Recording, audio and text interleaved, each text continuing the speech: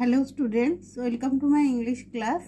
আজ আমি তোমাদের গ্রামারে প্রেজেন্ট কন্টিনিউয়াস টেন্সের ওপর ট্রান্সলেশন নিয়ে আলোচনা করব। মানে প্রেজেন্ট কন্টিনিউয়াস টেন্সে আমরা বাংলা থেকে কি করে একটা সেন্টেন্সকে ইংরেজিতে করতে পারি সেটা নিয়ে আলোচনা করব। তার আগে আমরা জেনে নিই একটু প্রেজেন্ট কন্টিনিউয়াস টেন্স বলতে কি বোঝায়।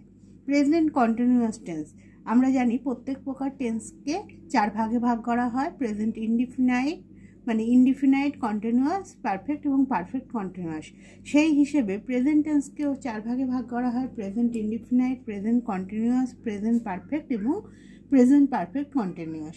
তো প্রেজেন্ট কন্টিনিউয়াস টেন্স কখন হয়, কখন আমরা প্রেজেন্ট কন্টিনিউয়াস টেন্স ইউজ করি? বলছে এমন কোনো কাজ যা এই মুহূর্তে ঘটে চলছে, মানে ঘটছে, সেই রকম কাজকে বোঝাচ্ছে।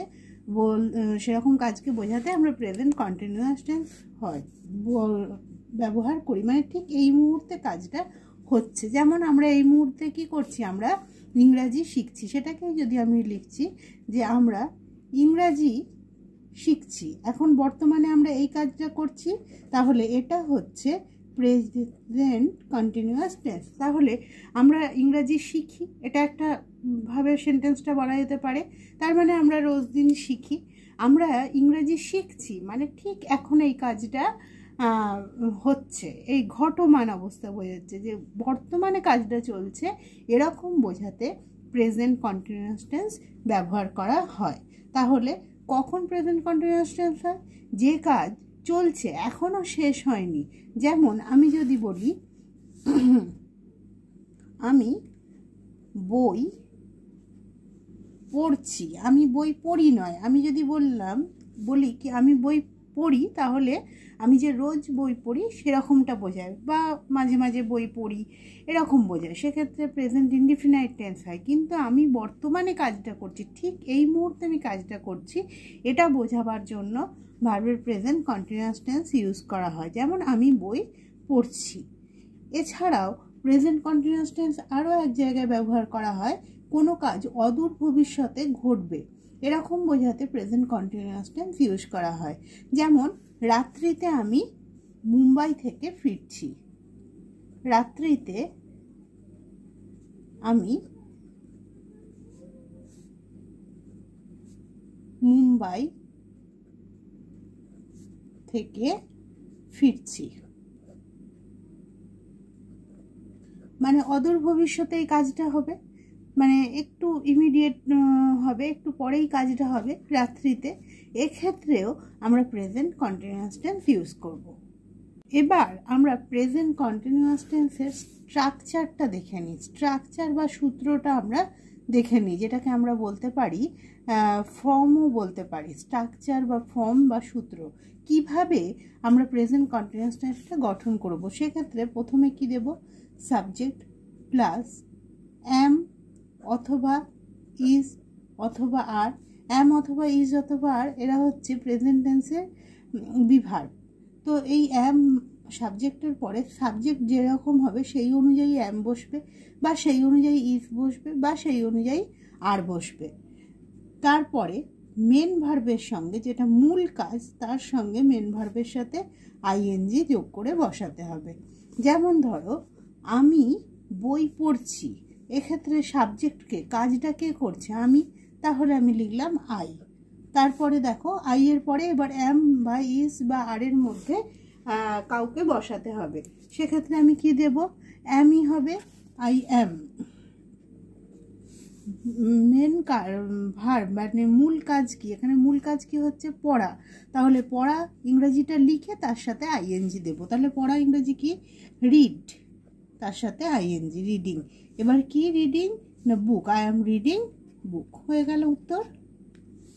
তাহলে রাত্রিতে আমি মুম্বাই থেকে ফিরছি, এটার আনসার যদি আমি করতে চাই, রাত্রিতে আমি মুম্বাই থেকে ফিরছি, তাহলে সেক্ষেত্রেও সাবজেক্টকে আমি, সাবজেক্টকে আগে বসালাম আই, তাহলে আই এর পরে কি বসবে? এম। আই এম ফেরা মানে কাম ব্যাক মানে ফেরা, তাহলে মেন ভার্ব লিখছি কাম, তার সঙ্গে আইএনজি যোগ করব, কামিং ব্যাক বা রিটার্নিং, এরকমও হতে পারে, কামিং ব্যাক। এবার কামিং, COMING, এটা খেয়াল করো, কামিং COME, তার সাথে আইএনজি যোগ হওয়ার কথা, কিন্তু ই থাকলে পিছনে কোনো ওয়ার্ডের পিছনে ই থাকলে আইএনজি যোগের সময় ইটা উঠে যায়, সেই জন্য COMING, কামিং, এই বানানটা হলো এরকম, আই অ্যাম কামিং ব্যাক, কোথা থেকে, ফ্রম মুম্বাই।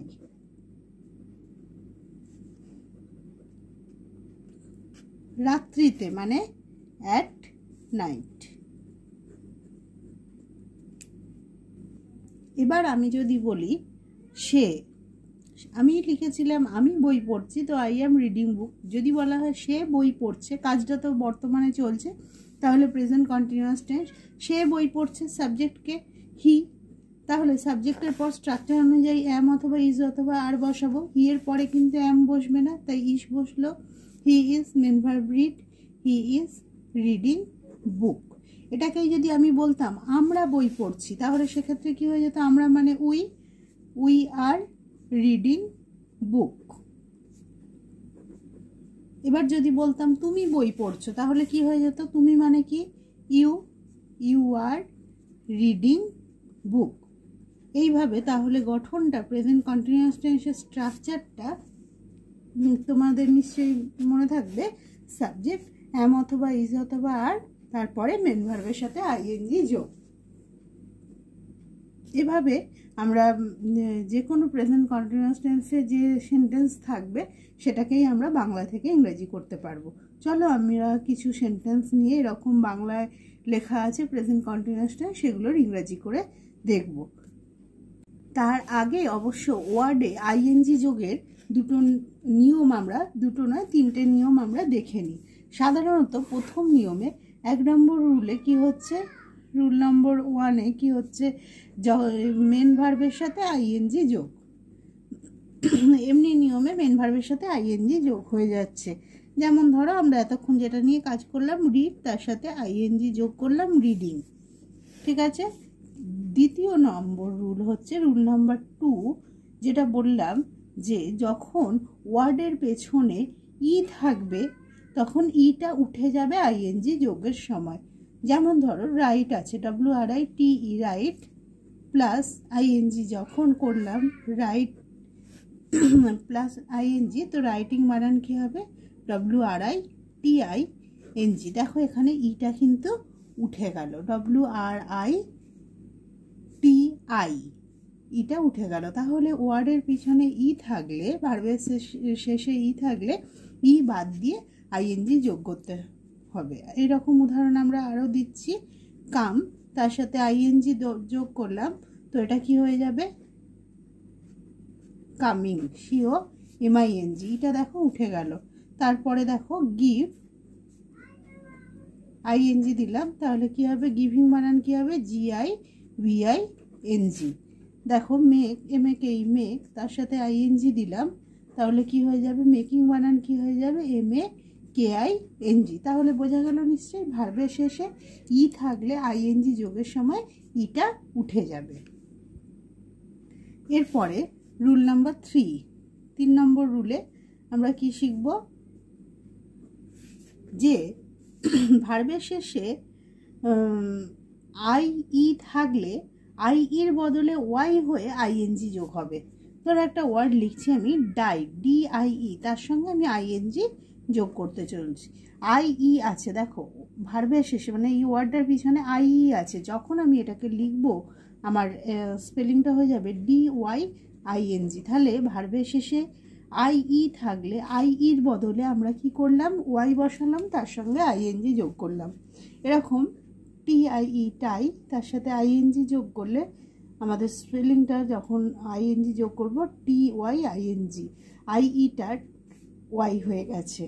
এছাড়া LIE, তার সাথে আইএনজি দিলে কি হয়ে যাবে, LYING, IEটা ওয়াই হয়ে গেছে।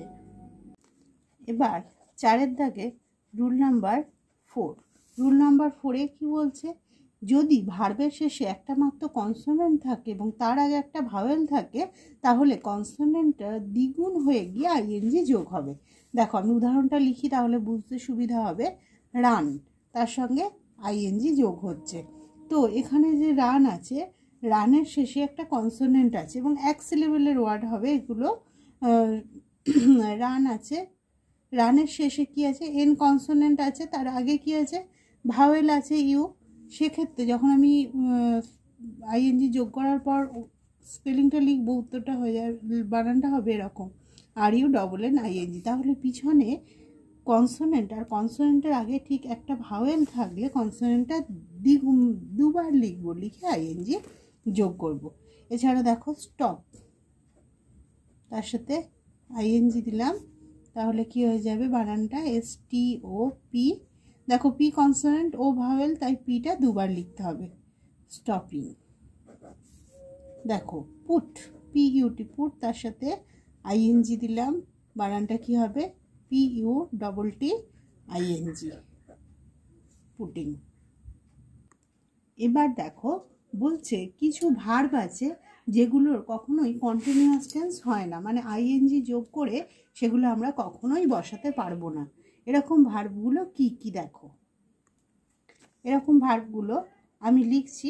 হিয়ার, ফিল, হিয়ার মানে শোনা, ফিল মানে অনুভব করা, হেট, হেট মানে ঘৃণা করা, ফাইন্ড, ফাইন্ড মানে খুঁজে পাওয়া, সি, সি মানে দেখা, হোপ, HOP হোপ মানে আশা করা, KNOW নো, নো মানে জানা, ওয়ান্ট, ওয়ান্ট মানে চাওয়া, উইশ, WISH উইশ মানে ইচ্ছা প্রকাশ করা, সিম, সিম মানে মনে হওয়া, লাইক পছন্দ করা, লাভ ভালোবাসা, টেস্ট মানে স্বাদ নেওয়া, স্মেল মানে গন্ধ নেওয়া, বিলং ইত্যাদি। আরও ভার্ব আছে, আরও কিছু কিছু ভার্ব আছে যেগুলো আমি মুখে বলছি। বিলং, কনসিস্ট, ফরগেট মানে ভুলে যাওয়া, ওয়ান্ডার, বিলিভ মানে বিশ্বাস করা, possess, resemble, understand, think, appear, desire ইত্যাদি। এই ভার্বগুলোর কখনোই কন্টিনিউয়াস ফর্ম হয় না, মানে তারা কখনোই ING যোগ করে সেই ভার্বগুলোকে ইউজ করা যায় না। যেমন আমি একটা উদাহরণ দিচ্ছি, বলছে আমরা এটা যদি লিখি, দে আর হেটিং দ্য ম্যান, এটা কিন্তু ভুল, ইনকারেক্ট। আমাদের এক্ষেত্রে লিখতে হবে সবসময় দে হেট দ্য ম্যান। বা আমি যদি বলি I am believing you, এই বিলিভ মানে বিশ্বাস করা, এই ভার্বের সাথেও ING হয় না। I am believing you সেটা কিন্তু ইনকারেক্ট, কাটা। সে আমার কি লিখতে হবে, I believe you। আশা করি তোমরা এতটা বুঝতে পেরেছো। এরপর আমরা বাংলা থেকে ইংরাজি করার চেষ্টা করব প্রেজেন্ট কন্টিনিউয়াস টেন্সের উপর। দেখো আমি বিদ্যালয়ে যাচ্ছি, তাহলে কাজটা এখন চলছে, তাহলে ভার্বে প্রেজেন্ট কন্টিনিউয়াস টেন্স হবে। আর স্ট্রাকচারটা কি ছিল, সাবজেক্ট প্লাস অ্যাম অথবা ইজ অথবা আর প্লাস মেন ভার্বের সাথে ING যোগ। এইভাবেই আমরা করে যাব। আমি, সাবজেক্টকে আমি, আই, মেন অ্যাম অথবা ইজ অথবা আর এর মধ্যে আই এর পরে কি বসবে, অ্যাম। মেন ভার্ব কি, যাওয়া, গো, তার সাথে ING দেবো, তাহলে গোয়িং। কোথায়, বিদ্যালয়, I am going to school. তাহলে আমি বিদ্যালয়ে যাচ্ছি, উত্তর কি হলো, I am going to school. ঘন্টাটি বাজছে, সাবজেক্টকে ঘন্টাটি মানে the bell, the bell, the বেলের পর অ্যাম অথবা ইজ অথবা আর এর মধ্যে কি বসবে, ইজ। আর ভার্বকে বাজা মানে রিং, তাহলে রিংয়ের সাথে ING যোগ হবে, ring, ring, the bell is ringing. এখন বৃষ্টি হচ্ছে, এখন বৃষ্টি হচ্ছে, বৃষ্টি হচ্ছে মানে কি, ইট ইজ রেনিং নাও। এখানে ইটটা থাকে না, কিন্তু বৃষ্টি হচ্ছে মানেই ইট ইজ, আর এখনের জন্য নাও, তাহলে ইট ইজ রেনিং নাও। এখন বৃষ্টি হচ্ছে, ইংরেজিটাই হচ্ছে ইট ইজ রেনিং নাও। রিমা একটি গান গাইছে, তাহলে সাবজেক্টকে রিমা, তাহলে সেটা প্রথমে বসবে। অ্যাম অথবা ইজ অথবা আর এর মধ্যে কি বসবে, রিমা যেহেতু থার্ড পারসন সিঙ্গুলার নাম্বার, তাহলে ইজ, রিমা ইজ। ভার্বকে সিং, সিং তার সাথে ING যোগ, সিঙ্গিং একটা গান, a song, Rima is singing a song. এরপর দেখো আমার ভাই একটা ছবি আঁকছে, তাহলে এখানে সাবজেক্টকে, এখানে সাবজেক্ট পুরোটাকে ধরতে হবে, আমার ভাই পুরোটা, আমার ভাই মানে তাহলে মাই ব্রাদার। তাহলে ছবি আঁকছে, কাজটা বর্তমানে চলছে, প্রেজেন্ট কন্টিনিউয়াস টেন্স। মাই ব্রাদারের পরে কি বিভার্ব বসবে? ইজ। মেন ভার্ব কি? আঁকা, ড্র। তাহলে ড্র, তার সাথে এবার আইএনজি দেব। Drawing, my brother is drawing একটা ছবি, পিকচার। সুব্রত মাঠে ফুটবল খেলছে, তাহলে সাবজেক্টকে সুব্রত।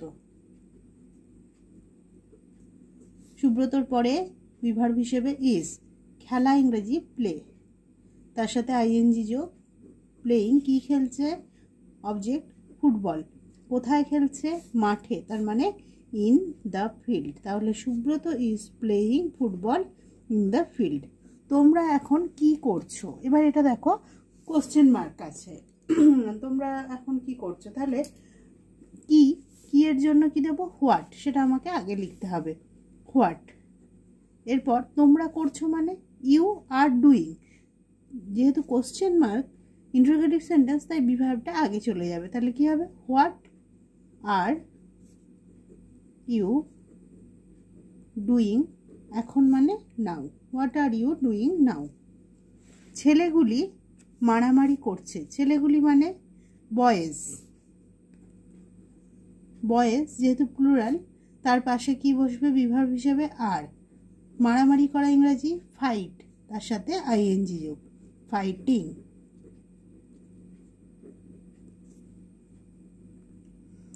জেলেরা নদীতে মাছ ধরছে, জেলেরা, জেলেরা মানে কি? ফিশারম্যান, ফিশারম্যান যেহেতু প্লুরাল আছে তাই মেন।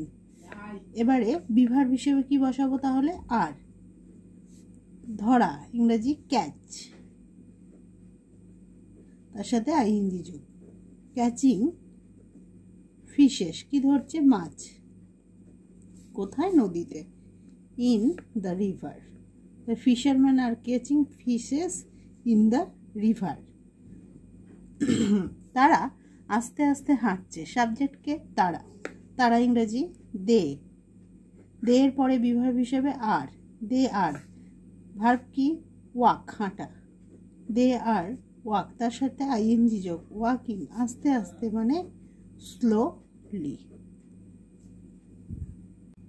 এরপর 11টা, বিক্রেতা ভ্যান রিক্সায় সবজি বিক্রি করছে, বিক্রেতা মানে ভেন্ডর, ভেন্ডর। তারপরে কি হবে? ইজ। ভার্ব কি? বিক্রি করা, বিক্রি করা ইংরেজি সেল, তার সাথে আইএনজি, সেলিং। কি বিক্রি করছে? সবজি মানে ভেজিটেবলস। কোথায়? ভ্যান রিক্সা, তার মানে ভ্যান রিক্সার ওপরে, অন দা ভ্যান হাইফেন দিয়ে রিক্সা। আমার দাদু গাছে জল দিচ্ছেন, সাবজেক্টকে আমার দাদু, তাহলে মাই গ্র্যান্ডফাদার ইজ। জল দেওয়া, ভার্ব কি? জল দেওয়া, জল দেওয়া ইংরেজি হচ্ছে ওয়াটার, তার সাথে আইএনজি যোগ, ওয়াটারিং, গাছে, watering trees. My grandfather is watering trees. যাত্রীরা এখন ঘুমোচ্ছে, সাবজেক্টকে যাত্রীরা, প্যাসেঞ্জার্স।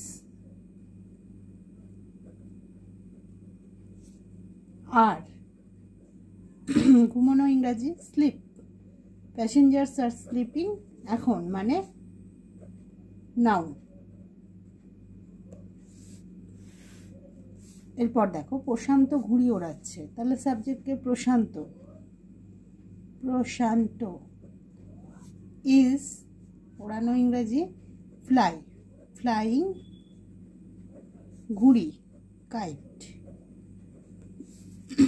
শিশুরা বল নিয়ে খেলছে, শিশুরা চিলড্রেন, চাইল্ড মানে শিশু, চিলড্রেন প্লুরাল ফর্ম, চিলড্রেন যেহেতু প্লুরাল ফর্ম তাই প্লুরাল ভার্ব। আর খেলা প্লে, তার সাথে আইএনজি যোগ, প্লেয়িং। এবার বলছে শুধু বল লিখলে হবে না, যেহেতু বলেছে বল নিয়ে, প্লেয়িং উইথ বল।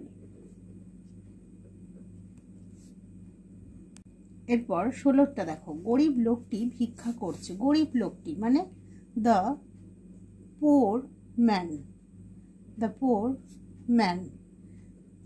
তারপরে কি বসবে বিভাগ হিসেবে? Is. The poor man is ভিক্ষা করা ইংরেজি বেগ। যেহেতু দেখো বেগ পিছনে জি হচ্ছে কনসোনেন্ট, তার আগে ই ভাওয়েল, সেক্ষেত্রে আইএনজি করার সময় আমরা কনসোনেন্টটাকে ডাবল করে নিলাম, begging. The poor man is begging. এরপরটা, আমরা উন্নতির জন্য চেষ্টা করছি। আমরা, উই এর সঙ্গে কি বিভার্ব হবে? আর।